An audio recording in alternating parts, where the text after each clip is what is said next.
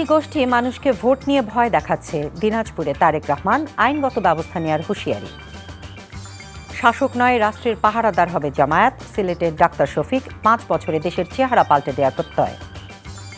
দেশজুড়ে সরগরম নির্বাচনী প্রচার, আইন শৃঙ্খলা পরিস্থিতি যথেষ্ট ভালো, নির্বাচন কমিশনার মাসউদ। প্রধান দুই দলের ইশতেহার প্রতিশ্রুতির ফুলঝুরি, বলছেন বিশ্লেষকরা, বাস্তবায়নের সময়সীমা ও প্রভাব স্পষ্ট নয়।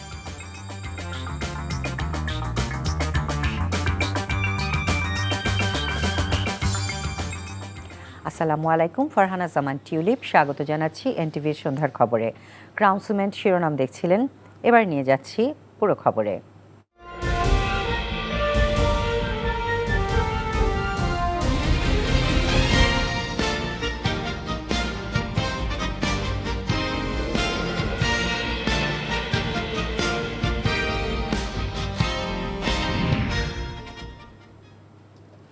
একটি গোষ্ঠী মানুষকে ভোট নিয়ে ভয় দেখাচ্ছে উল্লেখ করে বিএনপি চেয়ারম্যান তারেক রহমান বলেছেন, যারা ভয় দেখাবে তাদের বিরুদ্ধে আইনগত ব্যবস্থা নেওয়া হবে।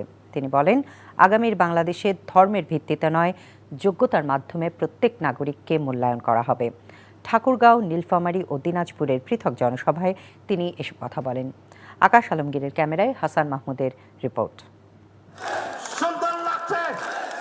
টাঙ্গন নদী তীরবর্তী দেশের সবচেয়ে উত্তরের জনপদ ঠাকুরগাঁও জেলার জিলা স্কুল মাঠের ধানের শীষের জনতরঙ্গ ছড়িয়ে পড়ে চারপাশে।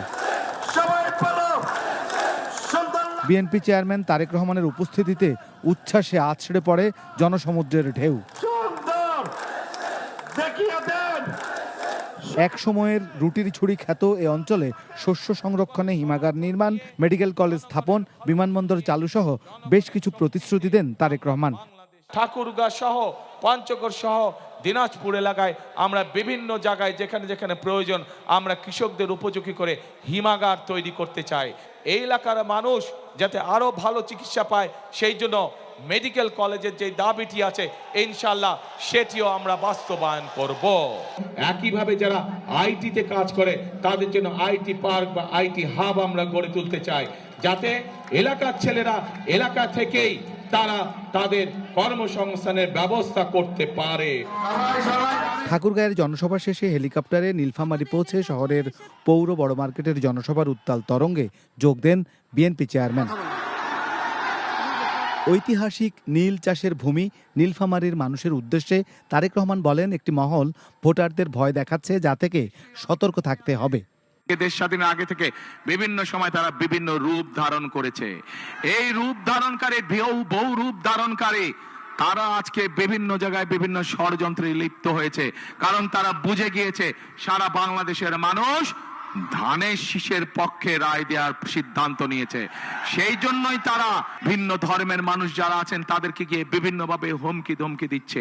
পরিষ্কারভাবে বলে দিতে চাই, ঐক্যবদ্ধভাবে এই 12 তারিখের নির্বাচনে যারা ষড়যন্ত্র করবে তাদেরকে আমরা দাঁত ভাঙা জবাব দেব ইনশাআল্লাহ। নীলফামারীর জনসভা শেষে হেলিকপ্টারে বিএনপি চেয়ারম্যান যখন লিচুর শহর দিনাজপুরের জনসভায়, তখন সেখানে মানুষের গণজোয়ার। বহু বছর পরে আলহামদুলিল্লাহ আল্লাহর আমাদের নানি বাড়িতে এসে আমি খুব ভালো আছি। ভারত বাংলাদেশ সীমান্ত হিলি থেকে মাত্র 8 কিলোমিটার দূরে বিরামপুর কলেজ মাঠে তারেক রহমান বলেন, মুক্তিযুদ্ধের মতো ঐক্যবদ্ধ হয়ে দেশকে এগিয়ে নিতে হবে সবার। তিস্তা মহাপরিকল্পনা বাস্তবায়ন সহ বেশ কিছু প্রতিশ্রুতির কথাও জানান তিনি। বিরাট চাহিদা আছে, বিশেষ করে এই পুরো গ্রেটার দিনাজপুর, রংপুর সহ, সেটি হচ্ছে তিস্তা ব্যারেজ। দিনাজপুর অঞ্চলেরও বহু অঞ্চল আছে, দিনাজপুর জেলারও, যারা তিস্তা ব্যারেজের উপকারিতা পেয়ে থাকেন বা অতীতে পেয়েছেন। আমরা এই তিস্তা ব্যারেজ মহাপরিকল্পনা আবার চালু করতে চাই, যার ফলে এই তিস্তা ব্যারেজ যদি ইনশাল্লাহ চালু হয় তাহলে এই উত্তরাঞ্চলের মানুষের পানির কষ্ট লাঘব হবে। ধানের শীষের প্রার্থীদের পরিচয় করিয়ে দিয়ে ভোট চান বিএনপি চেয়ারম্যান। এদেরকে আপনাদের কাছে ছেড়ে দিতে পারে। প্রয়াত বিএনপি প্রধান বেগম খালেদা জিয়ার শৈশব ও কৈশোরের অনেকটা সময় কেটেছে এই দিনাজপুরে।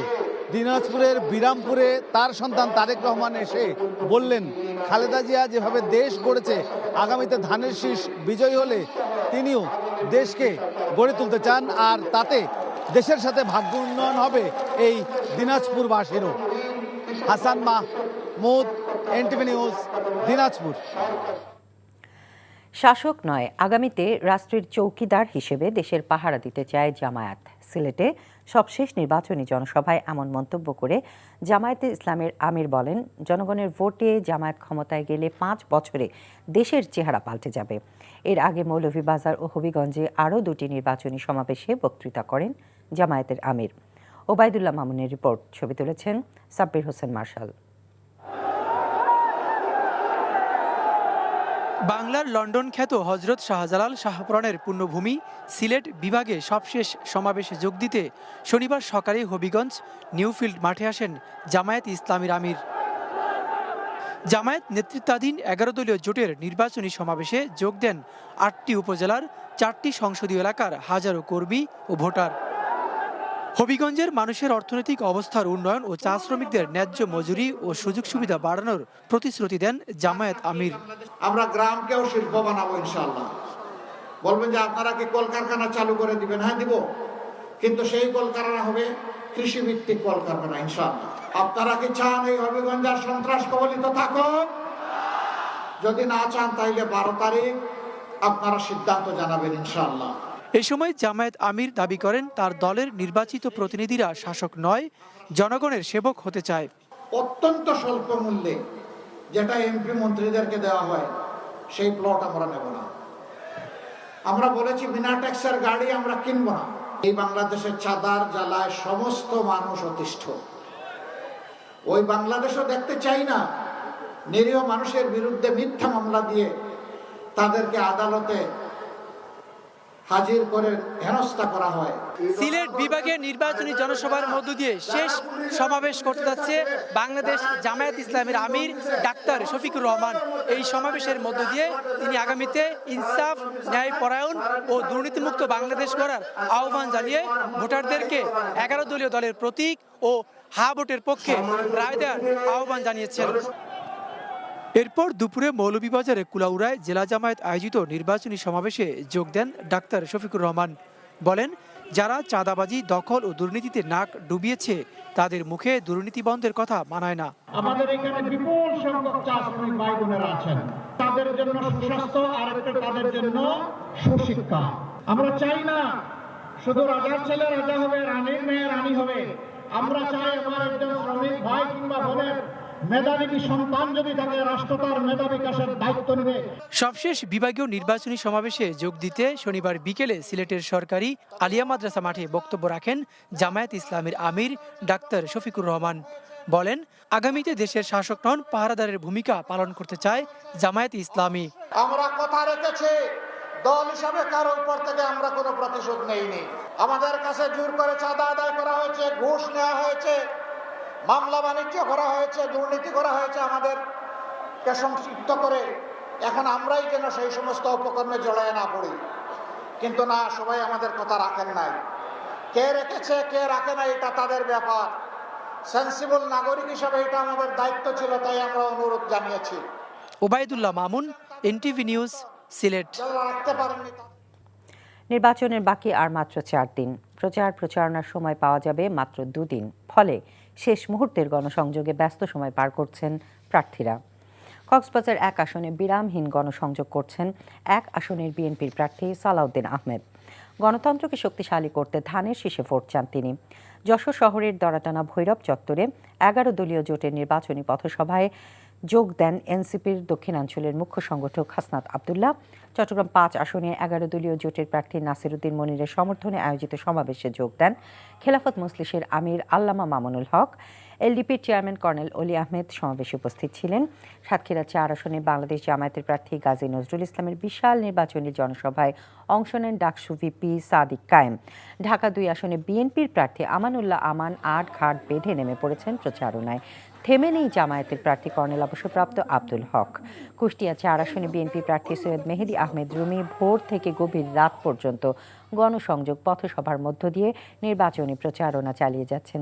এছাড়া জয়পুরহাট, মোংলা, বগুড়া, সিরাজগঞ্জ, মাগুরা, লালমনিরহাট, নওগাঁ সহ সারা দেশে প্রার্থীরা গণসংযোগ চালাচ্ছেন।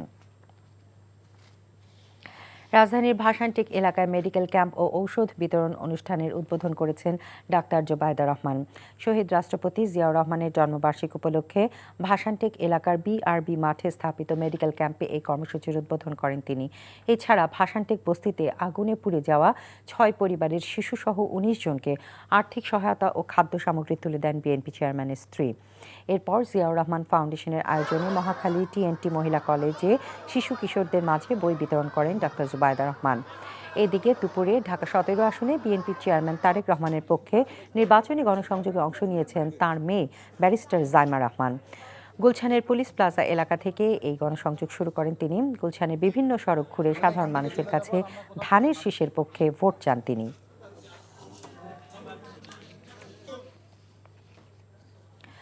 নির্বাচন নিয়ে চাপে নেই কমিশন। আইন শৃঙ্খলা পরিস্থিতি যথেষ্ট ভালো আছে বলে দাবি করেছেন নির্বাচন কমিশনার আব্দুর রহমান এল মাসউদ। রংপুরে এক অনুষ্ঠানে তিনি এই কথা বলেন। নির্বাচনের জন্য যথেষ্ট সহায়ক পরিবেশ কাজ করতেছে বলে আমরা দৃঢ়ভাবে বিশ্বাস করি। আমাদের সকল returning officer, stand returning officer, আমাদের পুলিশ বাহিনী, আমাদের সেনাবাহিনী, আমাদের বিজিবি, আমাদের আনসার সবাই এখন কমিটেড জাতিকে একটা ভালো নির্বাচন দেওয়ার জন্য। বিএনপি ও জামায়াতে ইসলামী নির্বাচনী ইশতেহারে প্রতিশ্রুতির ফুলঝুরি থাকলেও সেগুলো কতদিনে বাস্তবায়ন হবে এবং তাতে কিভাবে ইতিবাচক পরিবর্তন আসবে তা স্পষ্ট করা হয়নি বলে মনে করেন রাজনৈতিক বিশ্লেষকরা। ইশতেহার বাস্তবায়নে কাজ না করলে রাজনৈতিক দলগুলো থেকে জনগণ মুখ ফিরিয়ে নিতে পারে বলে মন্তব্য করেন বিশ্লেষকরা। রিপোর্ট করছেন ফাহাদ মোহাম্মদ। বিভিন্ন রাজনৈতিক দলের সহকর্মীবৃন্দ মানবিক, অন্তর্ভুক্তিমূলক ও জবাবদিহিতামূলক রাষ্ট্র বিনির্মাণের প্রতিশ্রুতিতে 9টি বিষয়ে অগ্রাধিকার দিয়ে নির্বাচনী ইশতেহার ঘোষণা করেছেন বিএনপির চেয়ারম্যান তারেক রহমান। ক্যাম্পেইনিং করেছি, সেখানে আমরা বলেছি। অন্যদিকে 26টি বিষয়ে অগ্রাধিকার দিয়ে 41 দফা প্রতিশ্রুতির কথা তুলে ধরে জামায়াতে ইসলামের ইশতেহার ঘোষণা করেন দলটির আমির ডাক্তার শফিকুর রহমান। নির্বাচনের ঠিক আগ মুহূর্তে ঘটা করে নির্বাচনী ইশতেহার ঘোষণার রেওয়াজ বাংলাদেশের 54 বছরের ইতিহাসে আছে। তবে সরকারে যেতে পারলে সেসব প্রতিশ্রুতির কে কতটা পূরণ করলো সেই খতিয়ান দলগুলো দেয় না। জবাবদিহিতার এই রীতি চালু করা উচিত বলে মনে করেন রাজনৈতিক বিশ্লেষকরা। সে ক্ষমতায় গেলে সে কিভাবে সরকারটা চালাবে, হ্যাঁ, সেই ধরনের উপকল্প থাকে এবং এগুলো ম্যাক্সিমামই হলো কমিটমেন্ট, মানে ফুল অফ কমিটমেন্টগুলো তখনই এগুলো গুরুত্ব বহন করে যখন এগুলো বাস্তবে রূপ লাভ করবে। এটা জাস্ট একটা অর্নামেন্টের মতো, যদিও পলিটিক্যাল পার্টিগুলো এটা করে ট্র্যাডিশনালি এবং তারা দাবি করে তারা এটা বাস্তবায়ন করেছে বা একটা অংশ তারা বাস্তবায়ন করেছে, কিন্তু আবার যারা এটা নিয়ে কাজ করে, মনিটরিং করে, তারা বলে বাস্তবায়ন হয় নাই। এরকম একটা গ্যাপ আছে। বিএনপি ফ্যামিলি কার্ড, কৃষক কার্ড বিতরণ সহ স্বাস্থ্য, শিক্ষা, খাল খনন, ডিজিটাল অর্থনীতি সহ নানা প্রতিশ্রুতি দিয়েছে। অন্যদিকে জামায়াত শাসন ব্যবস্থার মৌলিক সংস্কারের পাশাপাশি বিশেষ চাহিদা সম্পন্ন শিশুদের জন্য অনুদান ও সেবার পরিসর বাড়ানোর কথা বলেছে ইশতেহারে।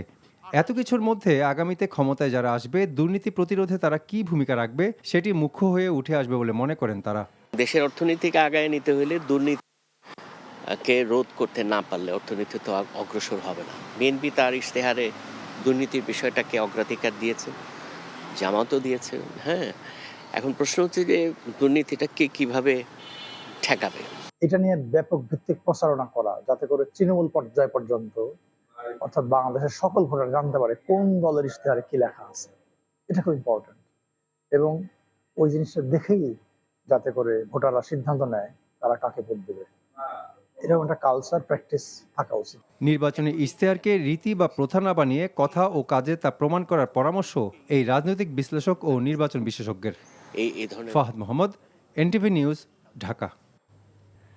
ঢাকা 17, ঢাকা 15 ও ঢাকা 11 আসনে বিএনপি, জামায়াত ও এনসিপি এই 3টি রাজনৈতিক দলের প্রধানরা নির্বাচনী লড়াইয়ে এগিয়ে আছেন।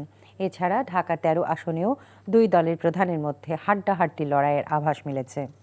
ঢাকার এই 4টি আসনের গবেষণা সংস্থা সোচ্চার পরিচালিত নির্বাচনী জরিপের ফলে এমন তথ্য উঠে এসেছে।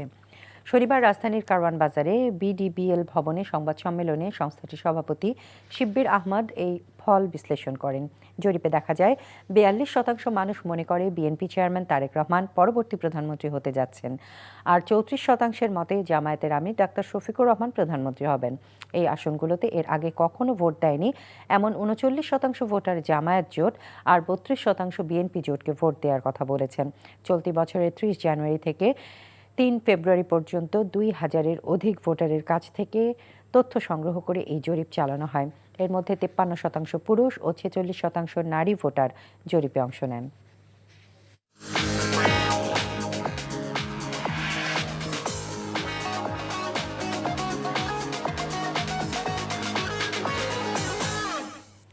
মার্কেন্টাইল ব্যাংক অর্থনীতির খবর। অন্তর্বর্তী সরকার অর্থনৈতিক সংস্কারকে মূল এজেন্ডা হিসেবে না নিলেও প্রতিষ্ঠানগুলোর প্রধানদের তৎপরতায় অর্থনীতিতে স্থিতিশীলতা এসেছে, এমনটা জানিয়ে সেন্টার ফর পলিসি ডায়ালগ সিপিডির গবেষণা পরিচালক ডক্টর খন্দকার গোলাম মোয়াজ্জেম বলেছেন, এই সময়ে টাকার মান কমেনি, বৈদেশিক মুদ্রার রিজার্ভ ও মূল্যস্ফীতি স্থিতিশীল হয়েছে। সকালে রাজধানীর ব্র্যাক সেন্টারে সিপিডি আয়োজিত এক সংবাদ সম্মেলনে তিনি বলেন, ব্যাংকগুলোর ভঙ্গুর অবস্থা থেকে উত্তরণে একীভূতকরণের উদ্যোগ নেওয়া হয়েছে। এছাড়া টাকা পাচারও ঠেকানো গেছে। তবে আগামী সরকার যেন নতুন কোনো ব্যাংকের অনুমতি না দেয় সেই বিষয়ে আহ্বান জানিয়ে গোলাম মোয়াজ্জেম বলেন, অন্তর্বর্তী সরকারের নিয়োগকৃত যেসব কর্মকর্তা সাফল্য দেখিয়েছেন তাদের যেন স্বপদে বহাল রাখা হয়।